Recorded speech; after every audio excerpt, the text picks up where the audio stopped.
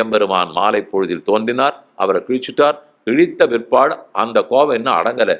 விழுந்த சீற்றம் விண்பெதும்ப அத்தனை கோபத்தோட பக்கத்துல பிரகலாதன் மட்டும்தான் போக முடிஞ்சது. அவனுடைய தலையில தன் கையை வைத்தார். உனக்கு என்ன வரம் வேணுமோ கேள். உந்தையை உன்பொன் கொன்னு உடலை பிளந்தடைய அறம்பிடரா சிந்தையாய் உன் தந்தைய உன் முன்னாடி கொண்டு இருக்கேன். ஆனாலும் எங்கிட்ட நீ பக்தியோட இருக்கியே, நீ ரொம்ப பெரியவன்.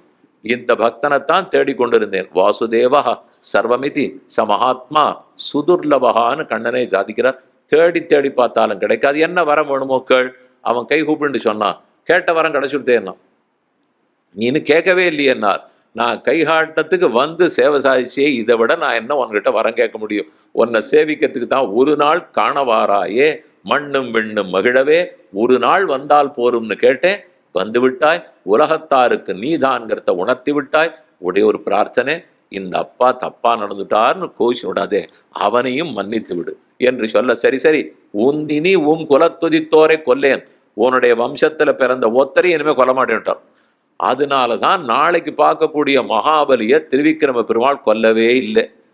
இவன் பிள்ளைக்கு பிள்ளைவன். இன்னைக்கு நாம பார்க்குற ஹிரண்யகசிபு, அதுக்கப்புறம் விரோச்சனன், அவன் பிள்ளை மகாபலி. மகாபலியை கொல்லவே இல்லையே, பிடிங்கிட்டார். வேணுன்னு வஞ்சனை பண்ணி பிக்ஷை எடுத்து அளந்து என்னென்னமோ பண்ணார். தலையை வெட்ட மாட்டாரோ? எல்லா அவதாரத்திலும் அதான பண்ண மாட்டார். என்னை இந்த இடத்துல ஒரு வாக்கு கொடுத்துட்டார். உன்னுடைய குலத்துல உதித்த இனிமே யாரையும் கொல்ல மாட்டேன். அது பக்த பிரகலாதனுக்காக கொடுத்தது. அது இருக்கட்டும். உனக்கு வேற ஏதாவது ஒரு வரம் கொடுக்கணும்னு ஆசையா இருக்கு, கேள். அவர் திருப்பி கேட்கிறார். எந்த பிறவி எடுத்தாலும் உன்னிடத்தில் வரம் கேட்காத வரம் கொடு. உங்ககிட்ட ஒண்ணு நான் கேட்கக்கூடாது. என்பில்லாத இழி பிறவி எய்தினும் நின்கண் அன்பு மாறாமை வேண்டும். எலும்பே இல்லாத புழுவா பிறந்தா கூட என்பு இல்லாத போகலாம், அன்பு இல்லாத போகக்கூடாது. அதுதான் உன்னிடத்தில் பிரார்த்திக்கிறேன்னு சொல்ல அன்றோடு இருந்தார். இன்னைக்கும் எல்லா இடத்திலும் லக்ஷ்மி நரசிம்ம பெருமானாய், யோக நரசிம்மராய், ஆசிரியமா திருவாலி திருநகரியில தான், திருவாலியில லக்ஷ்மி நரசிம்ம பெருமானா சேவை சாதிக்கிறார். அங்க திருவாலியில பஞ்ச நரசிம்மரா இருக்கார்.